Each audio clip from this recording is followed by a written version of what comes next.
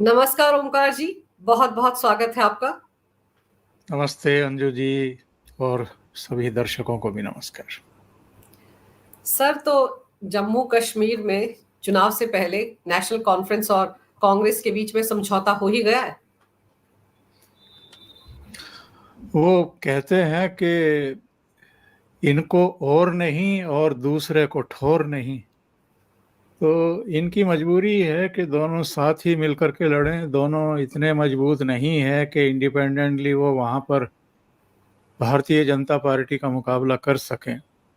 इनको लग रहा है कि वहाँ की जो फिज़ा है, वहाँ की जो हवा है, वो बदल चुकी है और जो वहाँ की नदियाँ हैं उसमें बहुत पानी बह चुका है और जो बदलाव है वो साफ साफ दिखाई दे भी रहा है। इनको भी दिखाई दे रहा है, जम्मू कश्मीर के नागरिकों को भी दिखाई दे रहा है और जो जम्मू कश्मीर को अशांत किए रहते थे उनको भी दिखाई दे रहा है। यानी साजिशकर्ताओं की भी समझ में आ रहा है कि जम्मू कश्मीर अब वो जम्मू कश्मीर नहीं है जब 370 लागू था, 35A लागू था, जब फॉरेन फंडिंग जो है वहाँ पर की जाती थी, जब चाहते थे तब पूरी घाटी को बंद करवा देते थे, जब चाहते थे पत्थरबाजी करवा देते थे, जब चाहते थे जहाँ चाहते थे वहाँ के जरिए हिंदुस्तान के दूसरे हिस्सों में भी आतंकवादी वारदातें करवा देते थे और निर्दोषों का खून जो है वो बहता रहता था, हमारे जवान मारे जाते रहते थे। तो सबको पता है कि वहाँ का माहौल बदला हुआ है और ऐसे में जबकि लोकसभा चुनाव में हमने और आपने देखा है अंजू जी, किस तरीके से लंबी लंबी लाइनें लगा करके लोगों ने लोकतंत्र वो का उत्सव मनाया है और किस तरीके से 50% से अधिक वोटिंग हुई है इसी जम्मू कश्मीर में। तो इन सबको पता है कि ये चुनाव भी इनके लिए आसान नहीं होगा और चूंकि ये परिसीमन के बाद चुनाव हो रहा है और जो जम्मू संभाग है वहाँ भी सीटें बढ़ी हैं, ऊपर भी एक सीट बढ़ गई है, तो इसलिए हाथ मिलाए हैं इन्होंने। लेकिन हाथ मिलाने के बावजूद बहुत सारे प्रश्न हैं जिनके जवाब अभी कांग्रेस को भी देने हैं और नेशनल कॉन्फ्रेंस को भी देने हैं।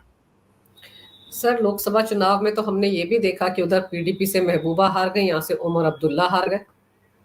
तो वो झटका भी इनको लगा हुआ है और उस झटके से भी डरे हुए होंगे, इसीलिए अलग अलग नहीं लड़ रहे हैं। लेकिन इस कवायद में आपको नहीं लगता कि पीडीपी को बिल्कुल पीछे ही छोड़ दिया इन लोगों ने, उनको पूछा तक नहीं? देखिए, महबूबा मुफ्ती की जो हार है वो तो अपने आप में महबूबा मुफ्ती की कुल मिलाकर के जो पॉलिटिक्स है, जो पाक परस्ती वो दिखाती रही हैं और जिस तरीके से आतंकवादी जो मारे जाते थे उनके घर वालों के बीच जाकर के उनको संवेदनाएं प्रकट करती थी वो, और जिस समय वो मुख्यमंत्री भी थी और भारतीय जनता पार्टी के सहयोग से मुख्यमंत्री थी, भारतीय जनता पार्टी उनकी सरकार में शामिल थी, उस समय भी जब ऑपरेशन होते थे आतंकवादियों के खिलाफ तो किस तरीके से भीड़ इकट्ठा कर ली जाती थी कुछ ही समय में, तो वो सब चीज़ें जो हैं लोग भूले नहीं हैं। और महबूबा मुफ्ती की जो हार है वो उनके लिए भी एक संदेश और संकेत है, अगर वो समझना चाहें तो।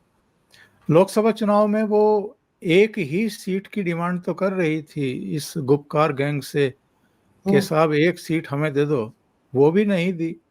उस पर वो लड़ी और हार गई।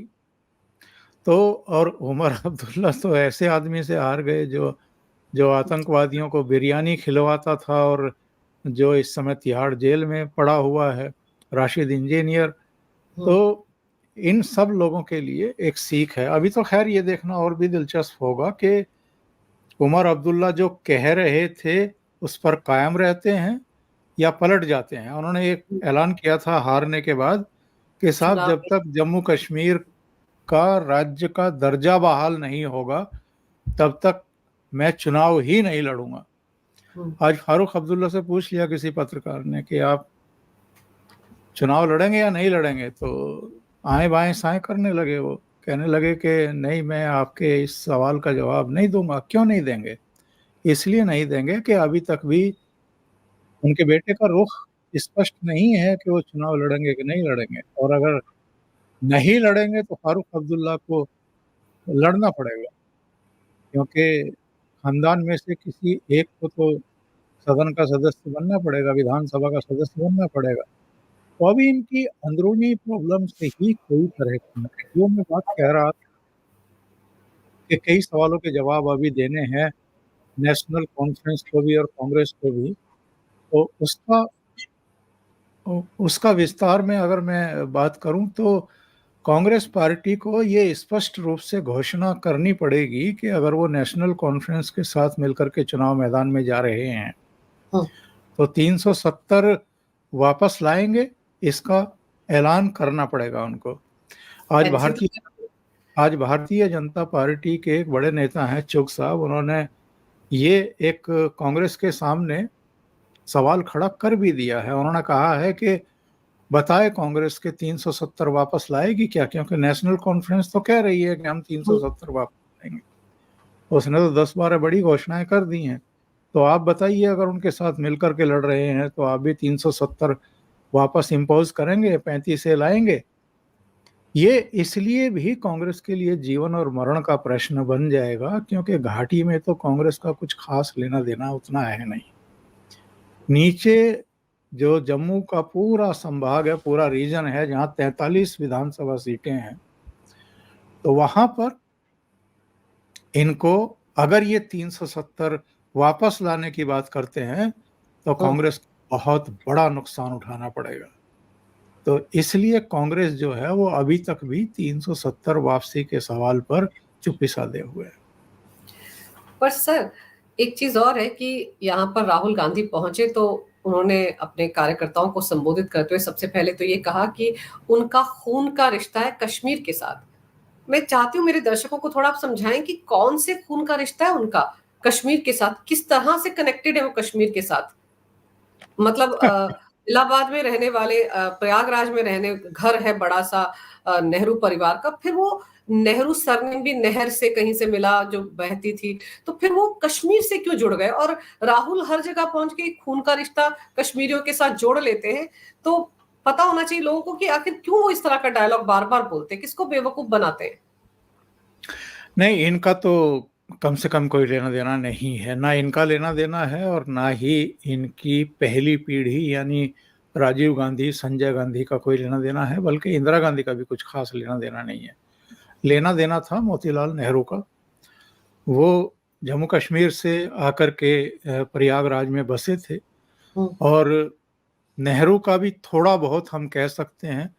हाँ, अगर अपने पढ़नाना और मोतीलाल नेहरू से अगर आप अपना रिश्ता जोड़ करके ये सब कह रहे हैं तो फिर ये भी स्पष्ट करना पड़ेगा कि आपके रियल दादा यानी जो पारसी समुदाय से आते थे फिरोज गांधी, फिर उनसे आप रिश्ता रखेंगे या अपने नानाओं से और पड़नानाओं से रिश्ता रखेंगे? क्योंकि भारत में तो जो वंशावली चलती है वो नाना और पड़नाना से तो नहीं चलती है, वो तो दादा से चलती है। तो दादा और दादी जो हैं वो तो पारसी थे और फिर नीचे तक भी सारा कुछ वैसे ही चलता है और पूरा गड्ढमड्ढ है एक्चुअल में। अब आप देखिए, इंदिरा गांधी ने एक पारसी से शादी की थी, इनके जो पापा थे उन्होंने कैथोलिक से शादी की थी, और अभी राहुल गांधी के बारे में भी तमाम तरह की टिप्पणियां जो हैं वो और खुलासे जो हैं इधर शोएब चौधरी जो बांग्लादेशी पत्रकार हैं उनकी तरफ से हो रही हैं। तो वो भी किसी हिंदू लड़की से शादी नहीं की है इन्होंने और शायद करने की संभावना भी नहीं है। एक बिना शादी के ही कोई एक मैरिड लाइफ जो है ये विदेशों में जी रहे हैं। 2 बच्चों के बारे में भी खुलासे हो रहे हैं, एक 19 साल का है, एक 16 साल की बेटी है। उस पर अभी तक भी राहुल गांधी ने जबान नहीं खोली है, इनकी पार्टी ने भी जबान नहीं खोली है। जबकि जब आप सार्वजनिक जीवन में हैं तो आपको, अगर आपके बारे में लगातार कोई खुलासा कर रहा है, लगातार आपके रहस्यमय जीवन के बारे में परतें खोलता जा रहा है, तो कम से कम आपकी तरफ से, आपकी पॉलिटिकल पार्टी की तरफ से कोई तो बयान आना चाहिए, कोई तो खंडन होना चाहिए। और अगर वो झूठ बोल रहा है तो उस पर कानूनी कार्रवाई होनी चाहिए, पर वो सब चीजें हो नहीं रही हैं। तो राहुल गांधी अब वहां जाकर के अपना खून का रिश्ता, अगर मोतीलाल नेहरू वाला खून का रिश्ता जोड़ना चाह रहे हैं तो अलग बात है, पर इन्होंने रायबरेली में और अमेठी में जाकर के भी बहुत सारे बयान दिए थे, अंजू जी, वो आपको याद होंगे। ये मेरा घर है, ये मेरा परिवार है। ये कैसा घर और परिवार है भैया? जिनके घर और परिवार होते हैं वो तो रोज शाम को अपने घर में ही आते हैं, अपने परिवार के बीच ही आते हैं, वहीं रहते हैं। तुम्हें तो कई कई साल हो जाते हैं वहां गए हुए और फिर भी तुम घर बताते हो। अभी जम्मू कश्मीर को भी अपना घर बता रहे हो, जबकि जम्मू कश्मीर में जाते ही तब हो जब चुनाव आते हैं, उसके अलावा तो कभी जाते नहीं हो। तो लोग इन सब चीज़ों को बहुत बेहतर तरीके से जानते और समझते हैं कि ये सिर्फ और सिर्फ बयानबाजी है, बयानबाजी के अलावा कुछ नहीं है। सर, और क्या होता है ना कि पुश्तैनी घर जो होता है गांव में, वो तो हमेशा रहता है। आपके पड़नाना नाना भी अगर रहे होंगे तो जम्मू कश्मीर में कोई तो ऐसा गांव होगा जहां पर आपकी प्रॉपर्टी होगी। अब वहां तो जाएं, दिखाएं तो सही कि ये मेरे नाना रहते थे या पड़नाना रहते थे भाई, इसलिए मैं यहाँ का हूं। तो वैसा भी तो कुछ नहीं है। हम सब लोग गांव से आते हैं सर, हमारे गांव में हमारी पैतृक संपत्ति तो है। हम सब जब जब कभी भी जाते हैं तो हमें पता होता है यहाँ हमारे दादा रहे, परदादा रहे, जो भी रहे, हमारी प्रॉपर्टी तो वहां होती है। तो ये तो एक झोंपड़ी भी नहीं दिखा पाते जम्मू कश्मीर में कि ये हमारी है या मोतीलाल नेहरू की रही होगी, लेकिन फिर भी दावा करते हैं खून का रिश्ता है। और फिर उन्होंने फिर वहां पर सर एक बात और बोली कि मैं आइसक्रीम खा रहा था। फिर कुछ लोगों ने कहा कि जम्मू कश्मीर के लोग आपको प्यार नहीं करते। तो मैंने कहा नहीं, मैं उनसे मोहब्बत करता हूं। मतलब मोहब्बत की दुकान वहां भी चल रही थी, आइसक्रीम अभी भी खाई जा रही है सर। थोड़े बड़े हो जाएंगे क्या कभी? ये एक्चुअल में जम्मू कश्मीर की आइसक्रीम ही खाना चाहते हैं, वही मैसेज इन्होंने वहां जाकर के दिया है। अब आप घर की बात कर रही थी, घर घर तो इतने उजड़े हैं इनके टाइम में, फारूक अब्दुल्ला के टाइम में भी और कांग्रेस के टाइम में भी, कि सदियों लग जाएंगी वो फिर से सारे घर बसाने में। और शायद जितने लोगों ने अपने घर छोड़े हैं, अपनी जमीन छोड़ी है, अपनी जड़ें छोड़ने के लिए अभिशप्त किए गए हैं, उनको वापस जम्मू कश्मीर लौटने, वहां बसने में पता नहीं कितनी कितनी कितनी सदियां लगेंगी। मैं तो आपका एक पुराना वीडियो कभी कभी देखता हूं, आप बहुत भाव विवल हो गई थी जम्मू कश्मीर के लोगों का, जो जमीन से जो उखड़े थे वो, और उन पर क्या बीत रही हैं, और वो कैसे इस देश के अलग अलग हिस्सों में कितनी बदहाली की स्थिति में जीवन जीने के लिए अभिशप्त हैं। ये पाप जो हैं किसी और ने थोड़ा किए हैं, इन्हीं लोगों ने किए हुए हैं। इन्हीं लोगों ने अलगाववादियों को हवा दी है, इन्हीं लोगों ने आतंकवादियों को हवा दी है, इन्हीं लोगों ने जम्मू कश्मीर से लाखों हिंदू परिवारों को पलायन करने के लिए मजबूर किया है। जिस समय 91 में वो सब हुआ था, उस समय यही फारूक अब्दुल्ला लंदन में पड़े हुए थे अपनी ससुराल में, चीफ मिनिस्टर रहते हुए। तो इन लोगों ने जो पाप अतीत में कर रखे हैं जम्मू कश्मीर को ले, मैं तो हैरान रह जाता हूँ। ये कैसे कैसे बयान देते हैं। राहुल गांधी का एक और बयान आपकी नज़र से गुजरा होगा और दर्शकों की भी नज़र से गुजरा होगा। इन्होंने कहा है कि जम्मू कश्मीर का दुख दर्द मिटाना ही मेरा लक्ष्य है।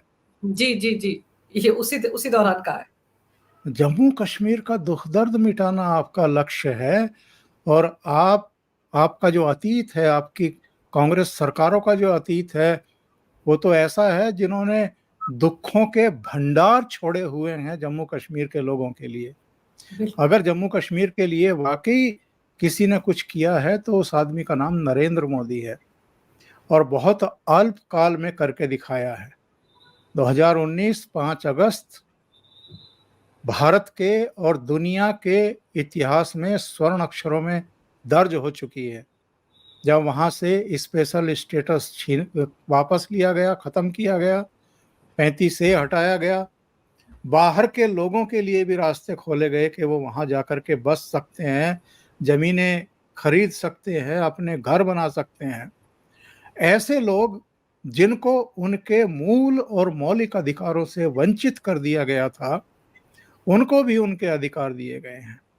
अब उनको जाकर के वोटिंग का अधिकार मिला है, सुरक्षित सीटें वहां तय की गई हैं और अब हर वर्ग वहां चुनाव लड़ सकेगा और जम्मू कश्मीर विधानसभा में अपना प्रतिनिधित्व कर सकेगा। इतने बड़े सुधार वहां किए गए हैं और इतना एक तरीके से भारत की सरकार ने अपने खजाने का मुंह खोला है जम्मू कश्मीर के लिए कि आज वहां चेनाब नदी पर दुनिया का सबसे बड़ा, सबसे ऊंचा रेलवे ब्रिज भी हमें दिखाई देता है। उस रेलवे ब्रिज पर गाड़ी भी दौड़ती हुई दिखाई देती है। अब वहां के बच्चों के हाथों में पत्थर नहीं हैं। अब वहां के लोगों का, निर्दोषों का खून नहीं बहाया जा रहा है।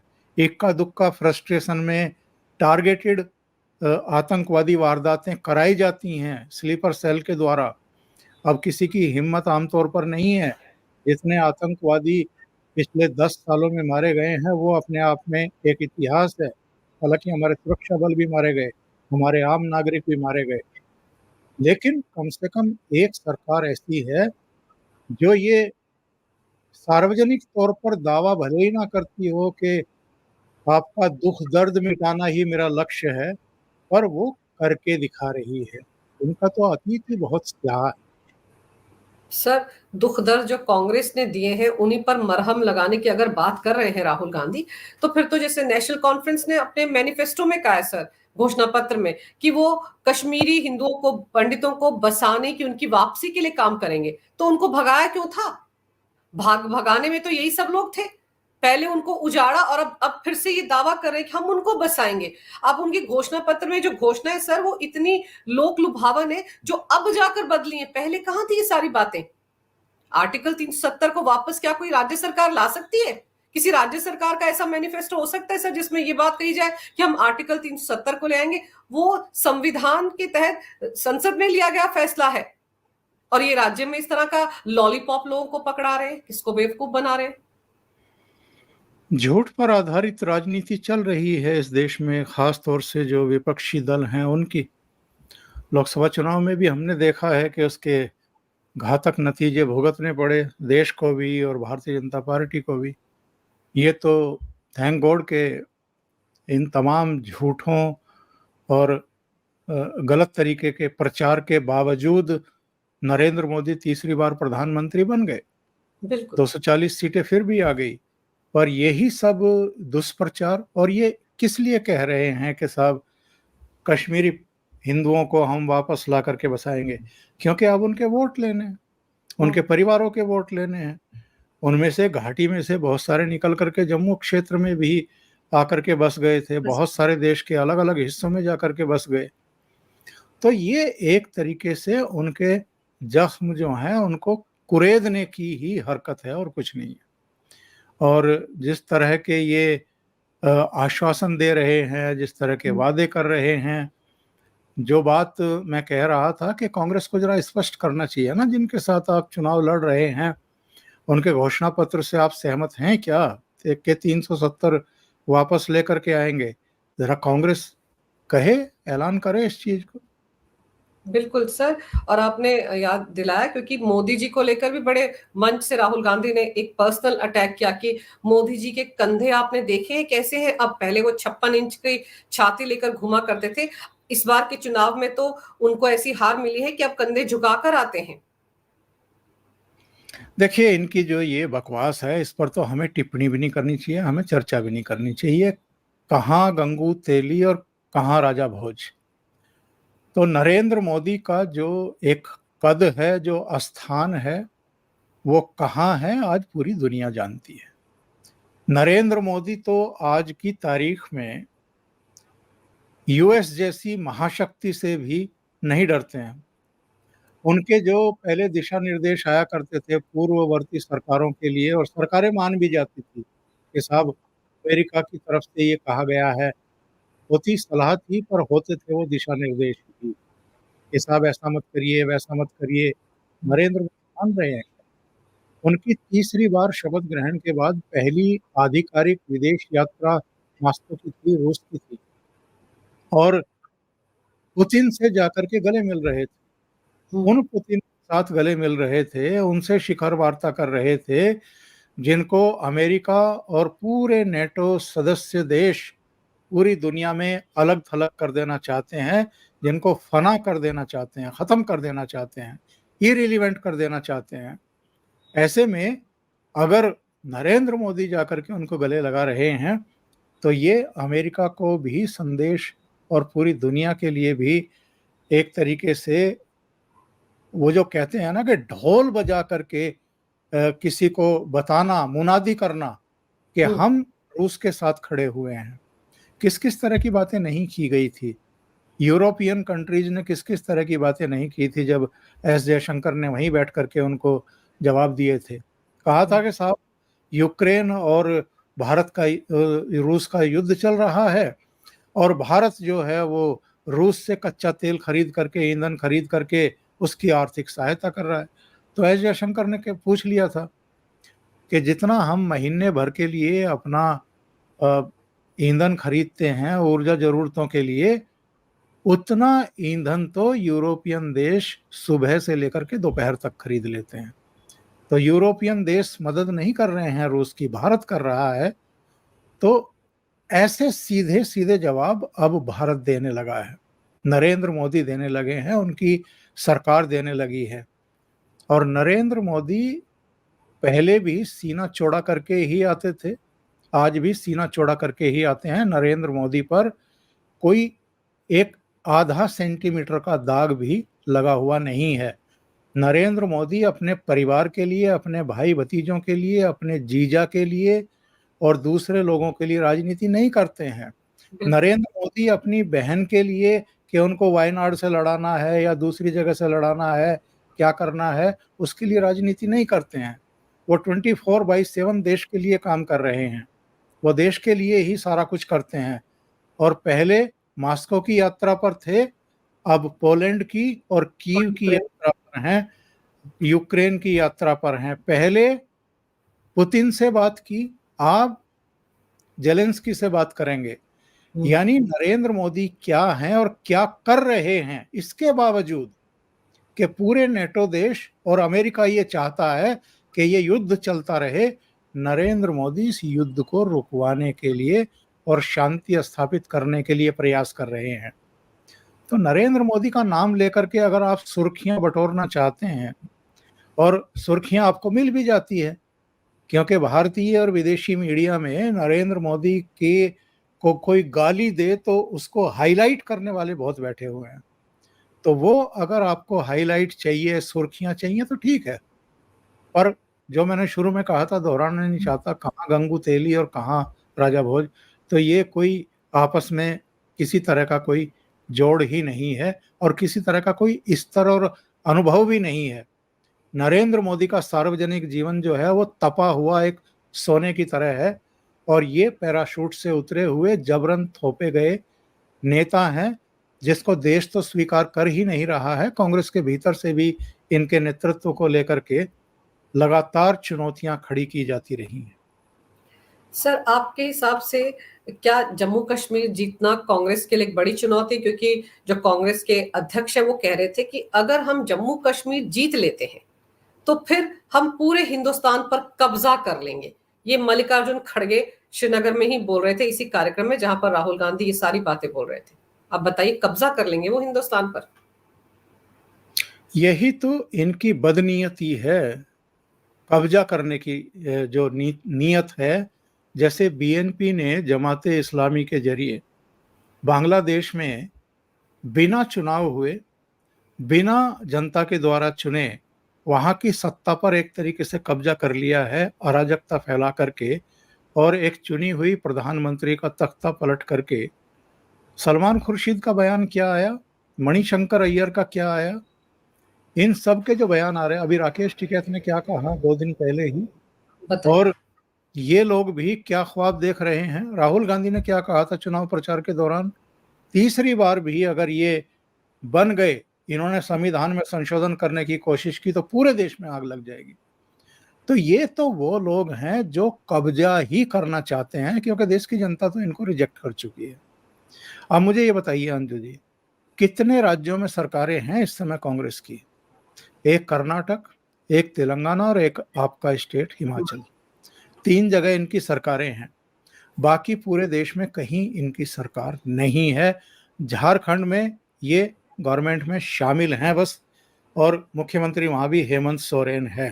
तो कुल मिलाकर के 3.5 राज्य आप समझ लीजिए कांग्रेस के लिहाज से, और आप सपने देख रहे हैं पूरे देश पर कब्जा करने के।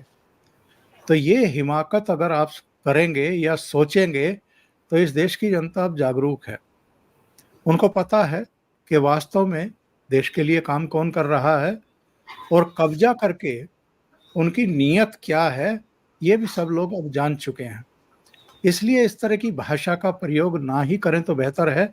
हाँ, अगर सेवा भाव आपके दिमाग में होता, कब्जा ना करने का ना होता, तो आपकी जबान से सेवा भाव ही निकलता कि हम जम्मू कश्मीर की सेवा करना चाहते हैं, लोगों के जख्म भरना चाहते हैं, अतीत में जो हमने पाप किए हैं उनका प्रायश्चित करना चाहते हैं, तब तो समझ में आता।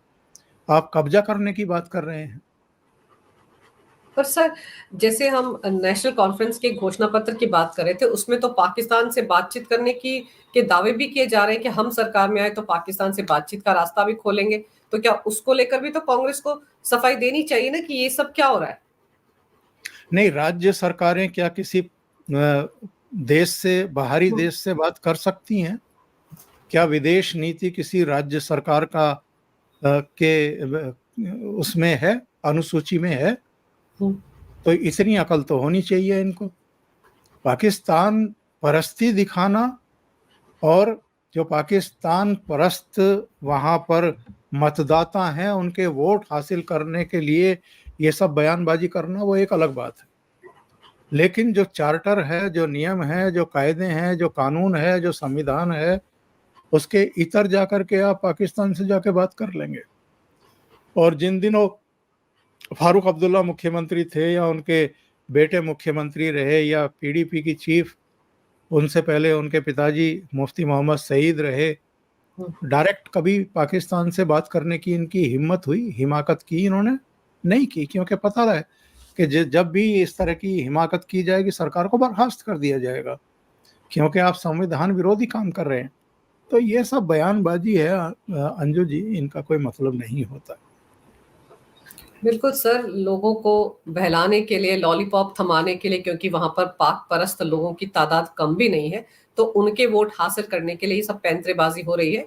लेकिन कांग्रेस अगर नेशनल कॉन्फ्रेंस के साथ जा रही है तो अभी तो सीटों के बंटवारे को लेकर भी चर्चा होगी, उस पर कितनी रजामंदी होती है और किस तरह से बात आगे बढ़ती है। लेकिन इतना जरूर है कि कांग्रेस के लिए एक चुनौती है जम्मू कश्मीर में, और नेशनल कॉन्फ्रेंस का भी आप जो इतिहास हम लोकसभा में देख चुके हैं क्या हाल हुआ है, उसमें लगता है कि दोनों के लिए रास्ते बहुत मुश्किल हैं। इसीलिए हाथ पकड़ पकड़ कर साथ चलने के लिए दोनों साथ में आ गए हैं। सर, आपने इस विषय पर विस्तार से जानकारी दी, मेरे लिए समय निकाला, इसके लिए आपका बहुत बहुत धन्यवाद। जी नमस्कार। बहुत, नमस्कार।